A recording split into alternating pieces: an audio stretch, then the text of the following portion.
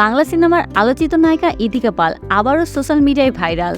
শোনা যাচ্ছে বাংলাদেশের নতুন সিনেমা প্রিন্সে অভিনয়ের জন্য তিনি নিচ্ছেন বিশাল অঙ্কের পারিশ্রমিক, পুরো 40 লাখ টাকা। আর এই এক খবরে উত্তাল হয়ে উঠেছে নেটপাড়া। ভিউয়ার্স, বিস্তারিত জানতে ভিডিওটি না টেনে সম্পূর্ণ দেখতে থাকুন। হ্যাঁ, ঠিকই শুনেছেন, কলকাতার এই অভিনেত্রী বাংলাদেশে সিনেমা করতে এসে নাকি পেয়ে গেছে কোটি টাকার কাছাকাছি অফার। প্রিন্স সিনেমার জন্য নায়িকা হিসেবে ইতিকা পালকে নির্বাচিত করা হয়, আর প্রযোজনা সংস্থা নাকি তাকে দিয়েছে রেকর্ড পরিমাণ পারিশ্রমিক। তবে এখানেই শুরু বিতর্ক।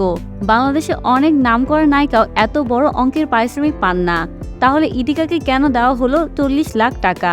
এটা কি জনপ্রিয়তার পুরস্কার নাকি প্রিয়তমা সিনেমার সাফল্যের প্রভাব? তথ্য অনুযায়ী প্রিন্স সিনেমার শুটিং শুরু হয়েছে সম্প্রতি, যেখানে ঋতিকা পাল থাকছেন লিড রোলে। যদিও পারিশ্রমিক নিয়ে কোনো অফিসিয়াল ঘোষণা বা কনফার্মেশন এখনো পাওয়া যায়নি, তাই বলা হচ্ছে এটা গুঞ্জন। কিন্তু গুঞ্জনটা এখন দেশের গণ্ডি ছাড়িয়ে কলকাতাতেও আলোচনার কেন্দ্রবিন্দু। তাহলে কি সত্যি প্রিন্স সিনেমার জন্য ইতিকা পাল 40 লাখ টাকায় চুক্তিবদ্ধ হয়েছেন, নাকি সবই কেবল প্রচারের খেলা?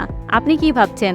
কমেন্টে জানিয়ে দেন আপনার মতামত। আর সিনেমার জগতের এমন হট টপিক পেতে সাবস্ক্রাইব করুন স্টার গল্প বাংলা।